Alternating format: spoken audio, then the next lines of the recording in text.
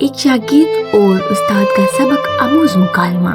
کہتے ہیں کہ ایک دن ایک شاگرد اپنے عظیم استاد کے پاس حاضر ہوا، نہایت ادب سے عرض کی، استاد محترم، میرے لیے دعا فرما دے کہ اللہ تعالیٰ مجھے کامیاب کر دے اور بلندی عطا فرمائے۔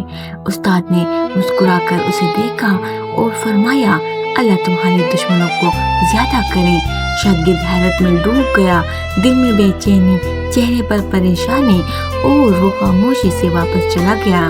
رات بھر کروٹیں بدلتا رہا، سوچتا رہا کہ استاد نے میرے ساتھ ایسا کیوں کیا۔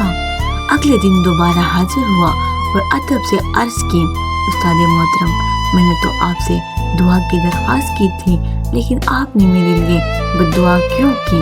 استاد نے شفقت بھری مسکراہٹ کے ساتھ فرمایا، بیٹے، تم نے کامیابی کی دعا مانگی تھی، اور یاد رکھو، کامیاب وہی ہوتا ہے جس کے دشمن اور حاسد زیادہ ہے، کیونکہ دشمنی ہمیشہ بلندی پر بیٹھے شخص سے کی جاتی ہے۔ دنیا میں کسی ناکام، گمنام، بے حیثیت شخص کا نہ کوئی دشمن ہوتا ہے، نہ کوئی حاسد۔ حسد تو صرف اسی سے کیا جاتا ہے جسے اللہ نے سب کچھ عطا کیا ہو۔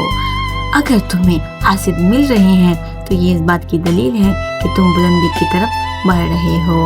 اللہ ہمیں اخلاص کے ساتھ وہ کامیابی عطا فرمائے جس کی قدر لوگ نہ کریں، لیکن جس پر اللہ مسکرا دے۔ ویڈیو کو سنتے رہیے، لائک کریں، شیئر کریں اور سبسکرائب کرنا نہ بھولیں۔